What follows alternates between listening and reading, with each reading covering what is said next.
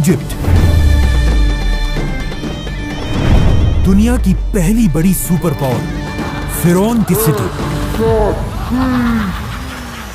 इसी इजिप्ट के बारे में आप सल्लल्लाहु अलैहि वसल्लम ने अपनी वफात से पहले क्लियरली बता दिया था कि तुम मुसलमान जरूर एक दिन इजिप्ट को फतह करोगे, लेकिन याद रखना, जब तुम इजिप्ट को फतह करो तो वहां के आम लोगों के साथ नेकी से पेश आना, क्योंकि वो तुम्हारे रिश्तेदार हैं।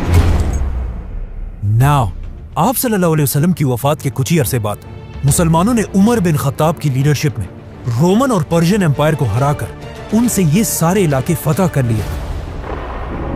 लेकिन जैसे ही मुसलमानों ने ये सारे इलाके फतह किए, अचानक यहां पर एक बहुत बड़ा मसला हुआ। इन नए इलाकों में एक बहुत ही खतरनाक बीमारी ताउन हर तरफ फैल गई, जिससे मुसलमानों की स्पीड तो खत्म हो ही गई, लेकिन इस बीमारी से मुसलमानों के सारे बड़े जनरल्स शहीद हो गए और नए जनरल्स को चांस मिला कि वो आगे आकर मुसलमानों को लीड कर सके। तो अब इन बड़े जनरल्स के शहीद होने की वजह से हजरत उमर ने इन इलाकों में नए जनरल्स लगाए और यहाँ पर मुसलमानों का आर्मी चीफ अमर बिन आस रज़ियल्लाहु ताला अन्हु को बनाया। अमर बिन आस के आर्मी चीफ बनने के बाद आहिस्ता आहिस्ता ये बीमारी खत्म हो गई और जब हजरत उमर को मदीना में इसका पता चला तो वो खुद हालात को कंट्रोल करने के लिए मदीना से मुसलमानों की फौज की तरफ गए। लेकिन ऑफ कोर्स जाने से पहले उन्होंने मदीना और पूरे अरब का कंट्रोल हजरत अली रज़ियल्लाहु ताला अन्हु के हवाले किया। मतलब ऑफ कोर्स अगर हजरत उमर को इस सफर में कुछ हो जाता तो ऑटोमेटिकली हजरत अली रज़ियल्लाहु ताला अन्हु इस पूरी एम्पायर के नए खलीफा बन जाते। जैसे ही हजरत उमर सीरिया पहुंचे, वहां उनकी मुलाकात नए आर्मी चीफ अमर बिन आस से हुई और उन्होंने खलीफा उमर के सामने एक नया जबरदस्त प्लान रखा कि अब हमें रुकने के बजाय एक नई दुनिया की तरफ जाना चाहिए, इजिप्ट। पर वही इजिप्ट ही क्यों? मुसलमान तो रोमन एम्पायर के कैपिटल की तरफ भी जा सकते थे, क्योंकि इजिप्ट कोई आम इलाका नहीं था और पिछले हजारों साल से इजिप्ट दुनिया के सबसे रिच इलाकों में से एक था, जिसकी ताकत को कुरान में भी बार बार एक्सप्लेन किया गया है। लेकिन आखिर इजिप्ट इतना पावरफुल बना कैसे? आज से 5000 साल पहले दुनिया के हालात कुछ ऐसे थे कि दुनिया की सबसे इंपॉर्टेंट चीज सिर्फ एक ही थी, पानी। और जिसके पास दुनिया में सबसे ज्यादा पानी होता था वही पूरी दुनिया पर राज करता था। एंड ऑफ कोर्स उस जमाने से लेकर आज तक दुनिया की सबसे बड़ी रिवर इजिप्ट में ही थी, नाइल रिवर। और आहिस्ता आहिस्ता इसी दरिया के पानी की ताकत की वजह से पूरी दुनिया से लोग इजिप्ट में आकर आबाद होने लगे, जिसकी वजह से इजिप्ट दुनिया का सबसे ताकतवर इलाका बना और यहाँ के लोग दुनिया के सबसे रिच लोग बने। जिसके बाद इन्हीं लोगों में से एक आदमी खड़ा हुआ, किंग नार्मर, जिसने पूरे इजिप्ट को यूनाइट करके यहाँ पर दुनिया की सबसे पहली बादशाहत बनाई। बट वेट, ये तो 5000 साल पुरानी कहानियां है, तो आज हमें इस सब का कैसे पता है? इन दो टैबलेट्स को गौर से देखें। आज तक आपने जिंदगी में जितनी भी इजिप्शियन राइटिंग्स देखी, उन सब में दुनिया की सबसे पुरानी इजिप्शियन राइटिंग्स यही दो टैबलेट्स हैं, जिसमें किंग नार्मर को क्लियरली देखा जा सकता है। आहिस्ता आहिस्ता यही इजिप्शियन एम्पायर ताकतवर होती गई और अगले 1000 साल तक इजिप्ट ही पूरी दुनिया पर राज करता रहा। 1000 साल तक दुनिया की सुपर पावर रहने के बाद अब इजिप्शियन फिरौनों को यह बात कंफर्म हो चुकी थी कि उनसे बड़ा इस पूरे यूनिवर्स में कोई भी नहीं है। जिसके बाद पहली बार उन्होंने एक ऐसा दावा किया जो उनसे पहले किसी ने नहीं किया था।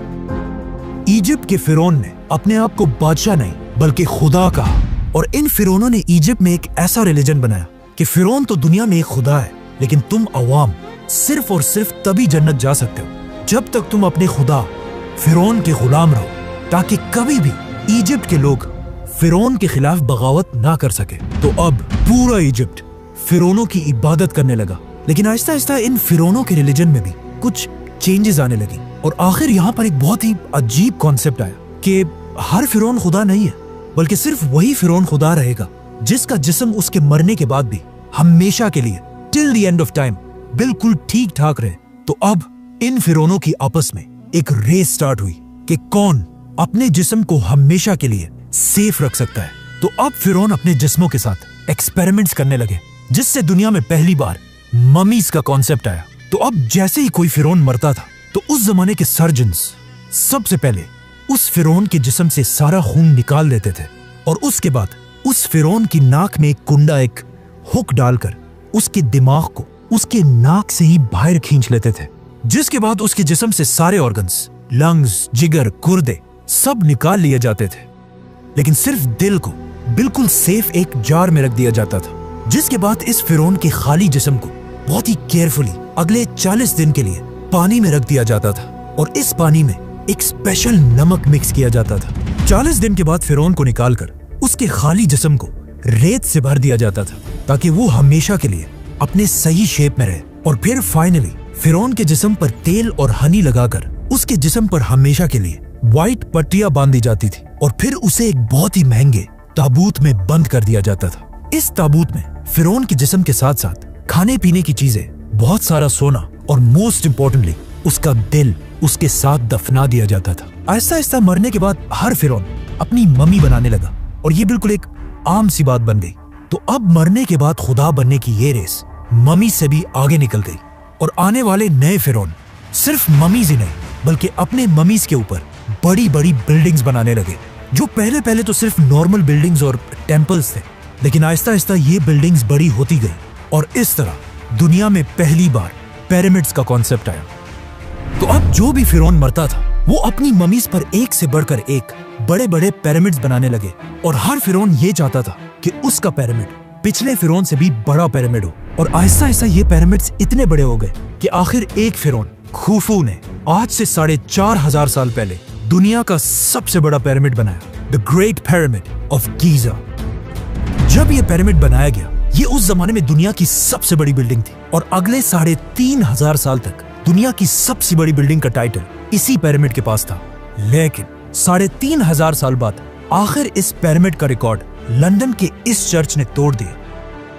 लेकिन ये चर्च भी ज्यादा अरसा अपनी जगह पर खड़ा नहीं रह सका और इसके गिरते ही पिरामिड दोबारा दुनिया की सबसे बड़ी बिल्डिंग बनी। लेकिन आने वाले वक्तों में आईफल टावर और बाकी बिल्डिंग्स ने पिरामिड्स का ये रिकॉर्ड तोड़ दिया। आज दुनिया की सबसे बड़ी बिल्डिंग बुर्जुल खलीफा है, वी ऑल नो दैट, जिसकी हाइट तो सबसे ज्यादा है, लेकिन वजन के हिसाब से अगर 12 बुर्ज खलीफा को मिला लिया जाए तब भी ये एक पिरामिड ज्यादा भारी है। मतलब ये पिरामिड इतना बड़ा है कि इस पिरामिड के अंदर 2000 बड़ी बड़ी ट्रक्स आसानी से पार्क की जा सकती है। नाउ सारे फिरौन ये पिरामिड्स तो बना ही रहे थे, लेकिन इन पिरामिड्स को बनाते हुए उन्हें इस बात का पता नहीं चला कि इनको बनाने के लिए बहुत ज्यादा पैसा खर्च होता था। इसीलिए ये पिरामिड आज दुनिया का सबसे बड़ा पिरामिड है और इस पिरामिड के बाद आने वाले पिरामिड्स का साइज आहिस्ता आहिस्ता छोटा होने लगा। और सिर्फ पिरामिड्स ही नहीं बल्कि इन पिरामिड्स की वजह से पूरी इजिप्ट की इकोनॉमी भी कमजोर होने लगी और हजारों साल में पहली दफा ऐसा लग रहा था कि फाइनली इजिप्ट अपने सुपर पावर होने का टाइटल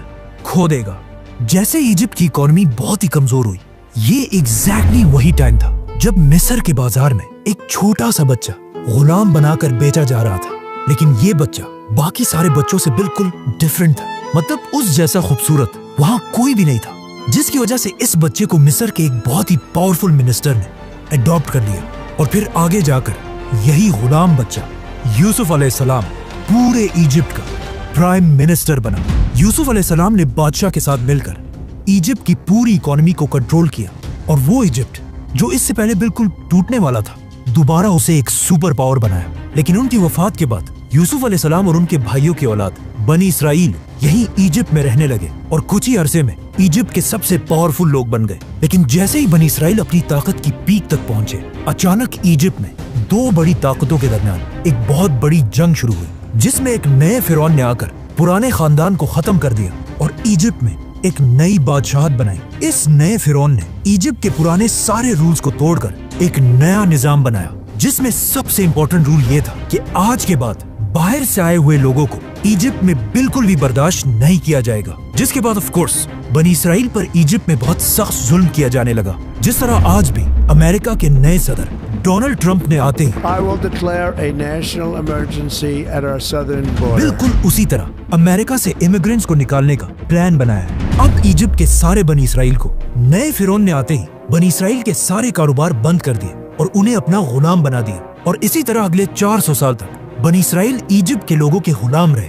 लेकिन इन 400 सालों में बनी इसराइल के दिलों में सिर्फ एक ही उम्मीद थी कि एक दिन जरूर उनका एक पैगंबर आएगा जो उन्हें इस सख्त गुलामी से निकालकर आजाद कर देगा।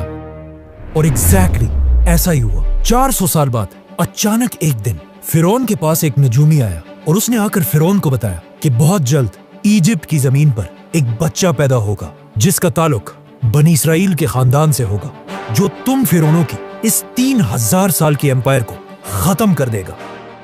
यह सुनकर फिरौन बिल्कुल हैरान रह गया और उसने फौरन हुक्म दिया कि बनी इसराइल में आज के बाद जो भी लड़का पैदा होगा उसको पैदा होते ही मार दिया जाए। जिसके बाद उसके सोल्जर्स हर घर में जाकर माओं से बच्चे छीनकर उनको मारने लगे, लेकिन जिस बच्चे को वो असल में ढूंढ रहे थे, मूसा अलैहिस्सलाम, वो उनके हाथ ना आ सका, उसे वो मार नहीं सके, बल्कि इस बच्चे को फिरौन अपने ही घर में पालने लगा। यहाँ से आगे जो हुआ वो हम सबको बताए। मतलब मूसा अलैहिस्सलाम ने पैगंबर बनने के बाद फिरौन के सामने आकर एक ही डिमांड रखी कि मेरे खानदान बनी इसराइल को गुलामी से आजाद कर दिया जाए। और बहुत सारे मिरेकल्स के बाद आखिर फिरौन ने उनकी बात मान ली और बनी इसराइल को आजाद करके इजिप्ट से निकलने की इजाजत दे दी। जिसके बाद बनी इसराइल के 6 लाख लोग एक ही रात में 400 साल के बाद इजिप्ट को छोड़कर फलस्तीन की तरफ रवाना हुए। लेकिन अचानक पता नहीं ऐसा क्या हुआ कि उस वक्त के फिरौन रैमसेस ने बनी इसराइल को इजाजत देने के बाद भी अपना किया हुआ वादा तोड़ दिया और अपनी पूरी फौज को जंग के लिए तैयार होने का हुक्म दिया। जिसके बाद रैमसेस अपनी फुल ताकत के साथ मूसा अलैहिस्सलाम का पीछा करने लगा। लेकिन जैसे ही वो बनी इसराइल को खत्म करने के लिए उनके बिल्कुल करीब पहुंचा, एग्जैक्ट उसी वक्त अल्लाह ने मूसा अलैहिस्सलाम और बनी इसराइल को बचा लिया और रैमसेस, फिरौन और उसकी पूरी फौज को इस पानी में गर्क कर दिया। अब यहाँ पर एक बहुत बड़ा मसला है कि मूसा अलैहिस्सलाम का जिक्र इजिप्ट की पूरी हिस्ट्री, टैबलेट्स, राइटिंग्स में कहीं भी नहीं है। मूसा अलैहिस्सलाम की स्टोरी हमें सिर्फ बाइबल और कुरान में मिलती है, लेकिन एक चीज हिस्ट्री और इन आसमानी किताबों में कॉमन है। मतलब आज दुनिया का हर हिस्टोरियन इस बात को मानता है कि मूसा अलैहिस्सलाम के दौर के फिरौन रैमसेस के मरने के बाद इजिप्ट कभी भी दोबारा अपने पैरों पर खड़ा नहीं हो सका।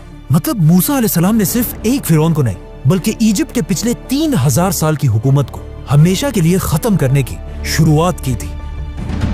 रैमसेस इजिप्ट का आखिरी बड़ा फिरौन था जिसने अपने आप को और अपनी पूरी फौज को अपने गुरूर की वजह से खत्म कर दिया था। जिसके बाद पूरी दुनिया को यह समझ आ गई कि फिरौन कोई खुदा नहीं बल्कि सिर्फ एक आम इंसान है। जिसके बाद यहाँ से पहली दफा इजिप्ट अपना सुपर पावर का टाइटल आहिस्ता आहिस्ता खोने लगा और यहाँ के हालात इतने खराब हुए कि आज तक इस दौर को डार्क एजेस के नाम से याद किया जाता है। जिसके कुछ ही अरसे बाद इजिप्ट के पास फलस्तीन में दुनिया की एक नई सुपर पावर सामने आई जिसके बादशाह का नाम था सुलेमान अलैहिस्सलाम।